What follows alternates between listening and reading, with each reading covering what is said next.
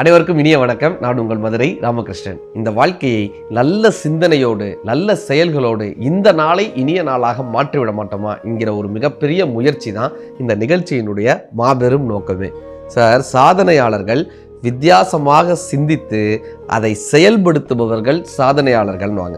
இந்த உலகத்தில் நம்ம எதை சிந்திக்கிறோம் என்பதை விட சிந்தித்த விஷயத்தை நாம் எப்படி செயல்படுத்துகிறோம் என்பது ரொம்ப ரொம்ப முக்கியம்னு சொல்லுவாங்க சார். ஒரு கொட்டாங்குச்சியில் கம்பியை கட்டி வாசிச்சோன்னா இசை வரும். இசை அந்த கொட்டாங்குச்சியில் இருக்கிறதானா வாசிப்பவரினுடைய திறமையில் இருக்கிறது இல்லையா? சமீபத்தில் நான் படித்து ரொம்ப ஆச்சரியப்பட்ட ஒரு கதை. ஒரு தச்சர், ஒரு கார்பெண்டர், அவரும் ஒரு நெசவாளரும் ஃப்ரெண்டு. இந்த துணி மீறாங்களே நெசவாளரும் ஃப்ரெண்டு. இப்போ இவங்க ரெண்டு பேரும் ஒரு தெரு வழியாக நடந்து வந்துட்டு இருக்காங்க. அங்கே இந்த நாட்டினுடைய இளவரசியை நெசவாளர் பார்க்குறாரு. நெசவாளர் பார்த்துட்டு காதலிக்க ஆரம்பிச்சிடுறாரு. இவர் சாதாரண நெசவாளர், அவங்க நாட்டினுடைய இளவரசி. அவங்கள பார்த்துட்டு இவருக்கு காதல் வயப்பட்டுறாரு. இப்போ இந்த தச்சர்கிட்ட போய் சொல்கிறாரு, நான் கல்யாணம் பண்ணால் இந்த நாட்டு ராஜாவுடைய பொண்ணு இளவரசியை தான் நான் கல்யாணம் பண்ணுவேன். நீ என் ஃப்ரெண்டு தானே, எப்படியாவது என்னோட காதலை சேர்த்து வைக்கின்றார். இப்போ இந்த தச்சர் கேட்குறாரு, டே நீ என்ன கேட்குறன்னு தெரியுதா? ராஜாவினுடைய பொண்ணை காதலிக்கிற, நாளை பொண்ணு ஏதாவது பிரச்சனை வந்தால் தலையை வெட்டிடுவாங்க. அதெல்லாம் எனக்கு தெரியாது, நீ தான் பெரிய தச்சர் தானே, ஏதாவது ஒன்று பண்ணு, ஏதாவது ஒன்று யோசிச்சு என்னை எப்படியாவது இளவரசிக்கு கல்யாணம் பண்ணி வைக்கின்றார். இப்போ இந்த தச்சர் யோசிச்சார், என்னடா பண்ணலாம், எனக்கு ஒரு 3 மாதம் டைம் கொடுன்னு சொல்லிட்டு ஒரு 3 மாதத்தில் என்ன பண்ணார் சார், ஒரு கருடன் பண்ணார். கழுகு மாதிரி ஒரு கருடன், பறக்கக்கூடிய கருடன். இதெல்லாம் சாத்தியமானு கேட்கப்படாது, கதையில எல்லாம் சாத்தியம். ஒரு கருடன் பண்றாரு 3 மாசத்துல. இப்ப இந்த கருடன் மேல ஏறி உட்காந்தேன்னா நேரா இளவரசியினுடைய அந்தப்புறத்துல போய் விட்டுரும். அதுக்கப்புறம் ஓன் திறமைப்பா, நீ பேசி இளவரசி கிட்ட பேசி அவங்களுடைய மனசை மாத்திக்கணும் அப்படின்ட்டார். சரின்னு ஒத்துக்கிட்டாங்க. இப்ப 3 மாசம் அந்த கருடன் ரெடியாச்சு. இந்த நெசவாளர் அதுல ஏறி உட்கார்றாரு. இவர் ஃப்ரெண்ட் அதுல ஏறி உட்காந்தா கருடன் பறக்குது சார். இந்த தச்சர் செஞ்ச கருடன் பறக்குது, நேராக போய் இளவரசியினுடைய அந்தப்புறத்தில் இறங்கிருச்சு. இப்போ இளவரசி கேட்குறாங்க, யார் நீங்கள்? இவர் சொல்கிறாரு, நான் தான் மகாவிஷ்ணு அப்படின்ட்டாரு.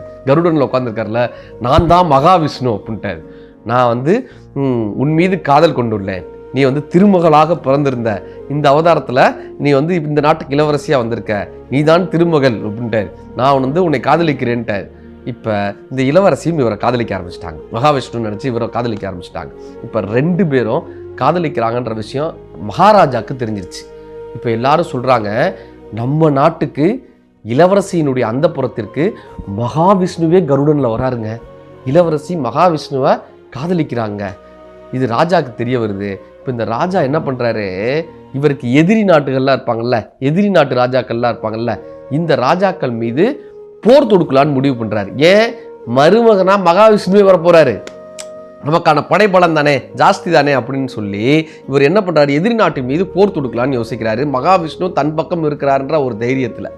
இப்ப இந்த நெசவாளர் மகாவிஷ்ணுவோடைய இந்த ரூபத்துல வந்திருக்காருல்ல, மகாவிஷ்ணு வேஷம் போட்டு வந்திருக்காருல்ல, இவரும் போய் அந்த ராஜாட்ட சொல்றாரு, நான் இருக்கேன், நீங்க கவலைப்படாதீங்க, வாங்க சண்டைக்கு போலான்ட்டாரு. இப்ப உண்மையான மகாவிஷ்ணுக்கு இந்த செய்தி போய் சேருது.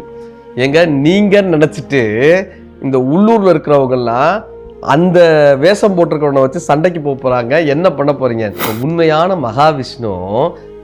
மகாவிஷ்ணு யோசிச்சாரா, அவன் தோத்துட்டான்னா தான் பேர் தான் கெட்டு போகும்னு சொல்லி, தன்னுடைய பேர் கெடக்கூடாதுன்னு சொல்லி தன்னுடைய சக்தியை அவனுக்கு கொடுத்து அவனை போரில் வெற்றி பெற வைத்து அந்த இளவரசியும் அவனுக்கு மனம் முடித்து வைத்தார்னு பாகவதத்தில் ஒரு அற்புதமான ஒரு கதை வரும். என்ன தெரியுமா அர்த்தம்? துணிந்து ஒரு விஷயத்தை செய்யப்பான்றாங்க. துணிந்து ஒரு விஷயத்தை செய்யுங்க. எண்ணி துணிக கருமம் சொல்கிறோம்ல, எண்ணி துணிக கருமம் துணிந்த பின் எண்ணுவதென்பது இழுக்கணும். ஒரு செயலை செய்யணும்னு நம்ம முடிவு பண்ணிட்டோம் அப்படின்னா அதற்கான ஒரு தைரியத்தை வரவழைத்து கொண்டால் இறைவன் நமக்கு துணை இருப்பான் என்று காட்டக்கூடிய ஒரு அற்புதமான ஒரு கதையாக இந்த கதை வரும். எதையுமே கொஞ்சம் வித்தியாசமாக யோசித்து அதை செயல்படுத்தும் போது இறைவன் நமக்கு துணை நிற்பான்னு காட்டக்கூடிய இந்த நம்பிக்கை கதைகள் சார். பிக்காசோன்னு ஒரு பெரிய ஓவியர் இருந்தார், நீங்கள் கேள்விப்படுங்க. பிக்காசோவினுடைய ஒரு வீட்டில் ஒரு சின்ன ஒரு வேலை நடக்குது. அங்கே ஒரு கார்பெண்டர் வேலை பார்க்குறாங்க. இப்போ பிக்காசோ என்ன பண்ணுறாரு, கார்பெண்டருக்கு ஒரு $5 செக்கு கொடுத்து அனுப்புகிறார். $5 செக்கு. ஒரு மாதம் கழித்து அந்த கார்பெண்டரை பார்க்குறாரு, இன்னொரு கொஞ்சம் கம்மியாக காசு கொடுத்துட்டேனோ, ஒரு $5 ஒரு $10 கொடுத்துருக்கலாமோ அப்படின்னு பிக்காசோ கேட்குறாரு. அவர் சிரிச்சுக்கிட்டே சொல்கிறாரு, நீங்கள் எனக்கு $500 கொடுத்தீங்க தெரியுமா அப்படின்றாரு. $500 இல்லையே, $5 தானே கொடுத்தேன் அப்படின்னு பிக்காசோ கேட்டார். இல்லை, நீங்கள் ஒரு செக்கு கொடுத்தீங்கல்ல, நான் அதை போய் பேங்க்கில் போடலை, அதை போய் மார்க்கெட்டில் நான் காட்சிப்படுத்தினேன். பிக்காசோவே கையெழுத்து போட்டிருக்காரு. ஏன்னா ஓவியர் பிக்காசோ மிகப்பெரிய பிரபலமாக இருந்த காலகட்டம் அது. பிக்காசோவினுடைய கையெழுத்து இது. இந்த கையெழுத்தினுடைய விலை $500 சொன்ன அத்தனை பேரும் போட்டி போட்டுட்டு வாங்கினாங்க. நீங்கள் $5 தான் செக்கு கொடுத்தீங்க, ஆனால் அந்த செக்கை நான் $500 வித்துட்டு வந்தேன் அப்படின்னாரு. இதுதான் சார் சாதுரியம். இதுதான் சாதுரியம். இப்போ சமீபத்தில் குஞ்சன் சக்சேனா அப்படின்றவங்களுடைய வாழ்க்கை வரலாற்றை, குஞ்சன் சக்சேனா யாருன்னா இந்திய நாட்டினுடைய விமானப்படையில் ஒரு சாதனை பெண்ணாக இருந்தவங்க குஞ்சன் சக்சேனா. அவங்களுடைய வாழ்க்கை வரலாற்றை ஸ்ரீதேவி மேடம் அவங்களுடைய பெண் ஜானவி அவர்கள் நடிச்சிருக்காங்க இந்த படத்தில். இப்போ குஞ்சன் சக்சேனா த கார்கில் கேர்ள் அப்படின்ற ஒரு படம் வந்திருக்குல்ல, டாக்குமெண்ட்ரி ஃபிலிம். பார்க்குறவங்க கண்டிப்பான முறையில் பார்க்க வேண்டிய படங்க அது. ஏன்னா ஒரு விமானப்படையில் ஒரு பெண் சேருவதற்கு எத்தனை பெரிய போராட்டங்கள் நடந்து அவங்க அந்த கார்கில் கேர்ளாக வந்தாங்க, ஒரு சாதனை பெண்ணாக வந்தாங்கன்னு காட்டப்பட்ட படம் அந்த குஞ்சன் சக்சேனா. அதில் அந்த ஜானவி அவங்க வந்து செலக்ட் ஆகிறப்ப இந்த பெண் வெயிட்டாக இருக்காங்கன்னு சொல்லுவாங்க. வெயிட்டை குறைச்சி அத்தனை காம்படிஷனுக்கு நடுவில் எப்படியாவது விமானப்படையில் தான் ஒரு சாதனை பெண்ணாக வந்துடணுன்றதுக்கு அவங்க அவ்வளோ போராடி வருவாங்க. ஸோ அந்த போராட்டங்கள் எல்லாம் காமிச்சுக்கிட்டே வருவாங்க சார். கடைசியாக ஒரு 4 பேர் தான் செலக்ட் ஆகிருப்பாங்க. இந்த 4 பேரில் ஒருத்தரை செலக்ட் பண்ணணும். அந்த ஒருத்தர் யாருன்னு ஏற்கனவே எல்லாரும் சொல்லுவாங்க, இந்த பொண்ணு தான் ஒரு பொண்ணை சொல்லிக்கிட்டே இருப்பாங்க. இப்போ அந்த பொண்ணுக்கான கடைசி தேர்வு நடக்கும். குஞ்சன் சக்சேனா வெயிட் பண்ணிட்டு இருப்பாங்க. இந்த பொண்ணு இவங்க தான் ஜெயிப்பாங்கன்னு சொன்னாங்கல்ல, அந்த பொண்ணை வந்து கமாண்டர் வந்து கமாண்ட் கொடுத்துக்கிட்டே வருவார். ரன், ஜம்ப், இப்படி கமாண்ட் கொடுத்துட்டே வருவாங்க. இவங்க ஒரு விண்டோ இருக்கும், அந்த பக்கம் அந்த ரூமில் ஒரு விண்டோ இருக்கும், கிளைம் அப்படின்னுவார். உடனே அவங்க வந்து அந்த ஜன்னல் மேலே ஏறிடுவாங்க, அந்த இதில் ஏறிடுவாங்க. இந்த பக்கம் சார் 4வது மாடி, கீழே அவ்வளோ பெரிய பள்ளத்தாக்கு இருக்கும். ஜம்ப் அப்படின்னுவார். இவங்க இப்படியே பார்ப்பாங்க, 4வது மாடி, கீழே குதிச்சா அவ்வளோதான், மண்டை உடஞ்சிரும். ஜம்ப் அப்படின்வாங்க. 5 செகண்ட்குள்ளே நீங்கள் கட்டளையை நிறைவேற்றணும். இவங்க இப்படியே பார்ப்பாங்க, ஐ குயிட் அப்படின்றாங்க. ஐ குயிட், என்னால் குதிக்க முடியாது, ஐ குயிட் அப்படின்னு அந்த பொண்ணு இறங்கிடும். இப்படி ஒவ்வொருத்தராக ரிஜெக்ட் ஆகிட்டே வருவாங்க. இப்போ குஞ்சன் சக்சேனா அவங்க ஏறுவாங்க சார், கிளைம் அப்படின்னு ஏறிடுவாங்க. இப்போ கரெக்டாக 5 செகண்ட் ஜம்ப் அப்படின்வாங்க. சுற்றி பார்த்தா 4வது மாடி சார், கீழே குதிச்சா அவ்வளோதான், தலை தாங்காது. இதே தான் எல்லாருமே குயிட் பண்ணும்போது இவங்க என்ன தெரியுமா பண்ணுவாங்க, ஜம்ப்புன்னு கமாண்ட் வந்த உடனே 5 செகண்டுக்குள்ளே கமாண்டை நீங்கள் நிறைவேற்றணும். அவங்க என்ன பண்ணுவாங்க, அப்படியே ரிவர்ஸில் ஒரு டர்ன், இப்படியே திரும்பி ரூமுக்குள்ளே குதிச்சுருவாங்க.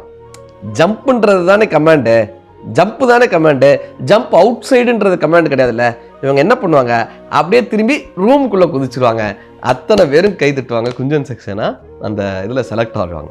என்ன தெரியுமா அர்த்தம், சமயோஜிதமாக யோசிப்பவர்கள், சாமர்த்தியமாக யோசிப்பவர்கள், பிரச்சனையை வேறு வகையில் சந்திப்பவர்கள், வேறு வகையில் சிந்திப்பவர்களுக்கு இந்த நாள் மட்டுமல்ல எல்லா நாளும் இனிய நாளாகத்தான் இருக்கும். உங்களுக்கு ஒரு பிரச்சனை வரும்போது அந்த பிரச்சனையின் பார்வையை தீர்வின் மூலமாக சிந்திப்பவர்களுக்கு ரிவர்ஸ் ப்ராசஸ்ன்னு சொல்கிறாங்கல்ல, அப்படி தீர்வை கொண்டு எல்லா பிரச்சனைகளுக்கும் தீர்வு இருக்கிறது என்ற நம்பிக்கையோடு இந்த நாளை பார்த்தால் இந்த நாள் மட்டுமல்ல எல்லா நாளும் இனிய நாள் தான். நன்றி.